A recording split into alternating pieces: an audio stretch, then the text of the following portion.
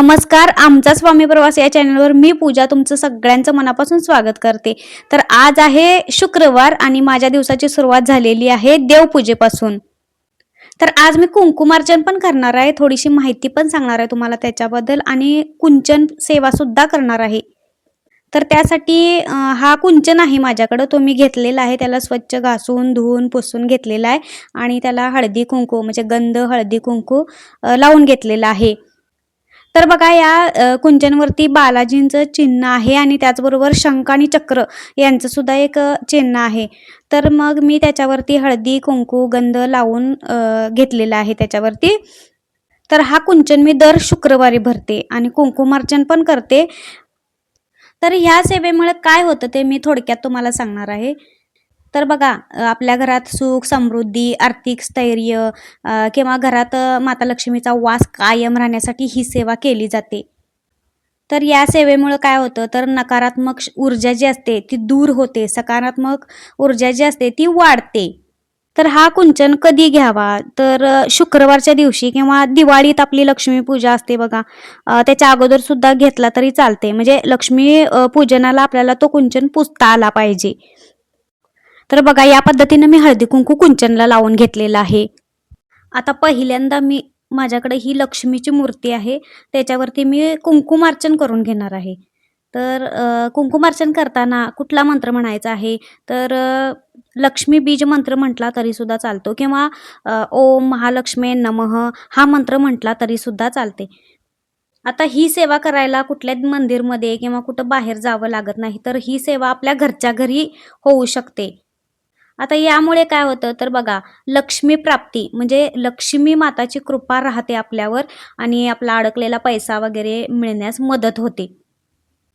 तर अशा पद्धतीनं आपल्याला कुंकुमार्चन करून घ्यायचं आहे अगोदर. तर बघा करंगळीच्या साईडची 2 बोटं म्हणजे मधलं बोट आणि त्याच्या साईडचं बोट ते आणि अंगठा असं 3 बोटांनीच कुंकुमार्चन करायचं आहे आपल्याला. तर आता मी कुंचन सेवा करणार आहे. तर मी कुंचन सेवा किंवा कुंकुमार्चन या पद्धतीनं करते. तर मी एक ताट ठेवलेलं आहे, त्याच्यामध्ये आपण कुंकुमार्चन केलेली लक्ष्मी माता आपली जी आहे ती पाठीमागं ठेवलेली आहे सगळ्यात आधी. आता त्याच ताटात मी पुढं कुंचन भरणार आहे. तर त्यासाठी मी ₹1 नाणे आहे त्याचं मी आसन तयार करणार आहे कुंचनसाठी. तर हे बघा हे असं आसन तयार करायचं. 7 कॉईन आहेत ते, त्याचं मी आसन तयार केलेलं आहे. त्याच्यावरती हळदी, कुंकू टाकून घ्यायचं पहिला आणि त्याच्यानंतर आपल्याला त्यावरती कुंचन ठेवायचं आहे. तर बघा मी अशा पद्धतीनं कुंचन ठेवलेलं आहे. आता या कुंचनमध्ये सगळ्यात आधी हळदी, कुंकू टाकून घ्यायचं आतमध्ये. तर बघा मी अशा पद्धतीनं हळदी, कुंकू टाकून घेतलेलं आहे पहिल्यांदा. तर हळदी-कुंकू झाल्यानंतर पहिल्यांदा तांदळाची छोटीशी अशी रास करायची. म्हणजे थोडंसं तांदूळ पहिला टाकून घ्यायचं. आता कुंचनमध्ये जे घालायचं आपलं साहित्य असतं ते एक करून घालायचं आपण त्याच्यामध्ये. तर माझ्याकडं कुठलं साहित्य आहे बघा. कमळकट्ट्याच्या बिया आहेत माझ्याकडं, त्या पण मी घातलेल्या आहेत. आता त्याच्यावरती थोडं तांदळाची पुन्हा एकदा रास करायची. आता ही तांदळाची रास करायची, पुन्हा हळदी-कुंकू टाकायचे, पुन्हा थोडं साहित्य टाकायचं आपलं. आता मी बांगड्या टाकणार आहे. तर असं हे 4-5 वेळा तांदूळ टाकायचे, पुन्हा हळदी-कुंकू टाकायचं, अशा या पद्धतीनं कुंचन भरायचा. तर याच्यावरती परत एकदा मी अशा पद्धतीनं तांदूळ टाकून घेतलेले आहेत. दोन्ही हाताने घालायचं आहे आपण कुंचनमध्ये तांदूळ आणि हळदी-कुंकू अशा पद्धतीनं प्रत्येक वेळी घालायचं आहे. तर हे किती वेळा करायचं तर 5 वेळा तांदूळ आले पाहिजे. तर आता मी ह्या गोमती चक्र घातलेलं आहे. गोमती चक्र झाल्यानंतर मी कवड्या घातलेल्या आहेत, ज्या लक्ष्मीला प्रिय असतात. पिवळ्या कलरच्या कवड्या त्या घातलेल्या आहेत. तर या कुंचनमध्ये ज्या लक्ष्मीला प्रिय असतात त्या सगळ्या वस्तू घालायच्या असतात. आता पुन्हा मी पूर्ण माझं साहित्य भरून झाल्यानंतर मी पूर्ण असा तांदळानं कुंचन भरलेला आहे. तर आता माझ्याकडे हा चांदीचा एक कॉईन आहे, म्हणजे एक छोटा आहे आणि एक मोठा आहे. लक्ष्मी आणि गणपतीचा तो एक कॉईन आहे. तर तो मी अशा पद्धतीने लावलेला आहे. आता त्याच्यावरती मी हेच माझ्याकडे चांदीचं कमळाचं फूल आहे ते घालणार आहे आणि आता शेवटला पुन्हा एकदा हळदी-कुंकू टाकायचं आहे. आता बघा त्याच्यानंतर ह्याच्यावरती आपल्याकडं गजरा म्हणजे गजऱ्याला खूप महत्त्व आहे. कारण गजऱ्याशिवाय ही कुंचन सेवा पूर्ण होत नाही असं म्हणतात. आता खाली ताटात सुद्धा मी थोडी फुलं टाकून घेतलेली आहेत, म्हणजे ठेवून दिलेली आहेत. आता माझी कुंचन सेवा पूर्ण झालेली, मग मी थोडी फुलं वरती आपल्या देवांना सुद्धा घालून घेतलेली आहेत. तर मी देवांसाठी असे पाट आणलेले आहेत. सेपरेट पाटावरती मी प्रत्येक देवाला असं बसवते. तर अशा पद्धतीने माझी कुंचन सेवा ही पूर्ण झालेली होती. तर मी शंखचक्र माझ्याकडे दिवे पण आहेत, तर त्याच्यामध्ये मी तुपाचे दिवे लावलेले होते आणि ह्या 2 समई साईडला लावलेल्या होत्या तेलाच्या.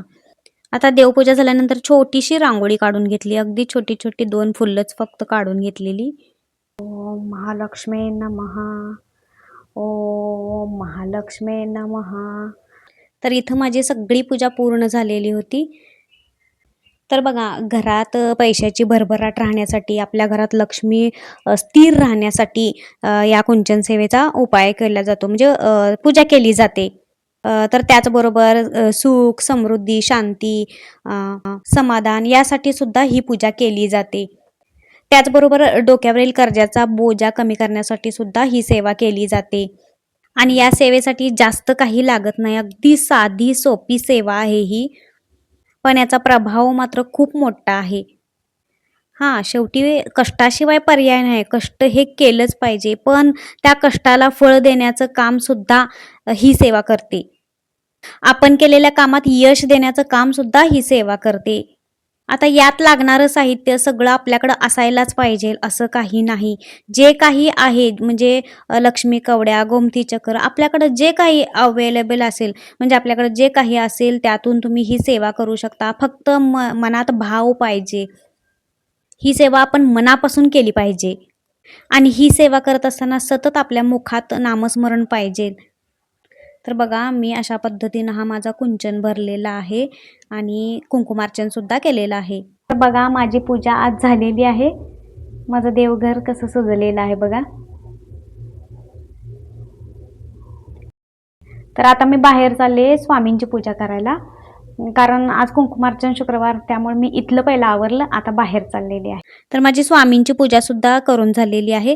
तर आज ही वस्त्र मी घातलेली आहेत स्वामींना आणि माझं देवघर म्हणजे स्वामींचं देवघर बघा बाहेरचं.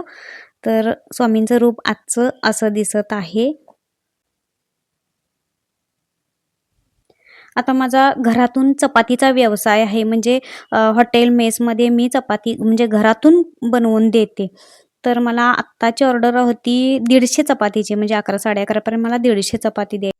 थोडासा तेलाचा हात लावून चपातीचं पीठ मी मळून घेतलं तेलाच्या हातावर आणि नंतर मग मी लगेचच चपाती बनवायला घेतल्या, कारण वेळ खूप कमी होता आणि कमी वेळात मला चपात्या बनवायच्या होत्या. तर मी अशा पद्धतीने चपाती करते. तर या साईजच्या माझ्या चपात्या असतात. आता देवपूजा वगैरे आवरून मला झालेला उशीर, त्यामुळे मी यांना थोडं भाजून घ्या म्हटलं, गडबडीच्या आहेत तेवढ्या पहिला देऊया. तर घरातले सगळेच मदत करतात. अगोदर मी 50 चपाती बनवून घेतल्या, तर या साईजच्या माझ्या चपात्या असतात आणि पहिला चपाती 50 दिल्या, कारण गडबड होती म्हणून.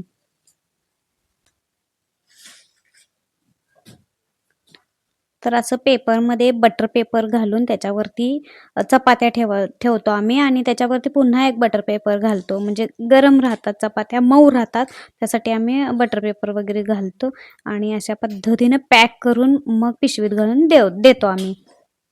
तर घरी बसून मला हे एक काम आहे, देवपूजा आपलं बाकीचं काय असेल ते करून मी हा व्यवसाय सुद्धा करते घरी बसून. आता माझ्या 50 चपाती झालेल्या आहेत, अजून 100 आहे, म्हणजे टोटल 150 चपात्या आत्ता द्यायला लागत्या. दुपारी 50, संध्याकाळी आल्या तर असते, नाही तर नाही. तर असा होता माझा आजचा दिवस. जर माझा व्हिडिओ तुम्हाला आवडला असेल तर प्लीज लाईक करा, शेअर करा, सबस्क्राईब करा. श्री स्वामी समर्थ.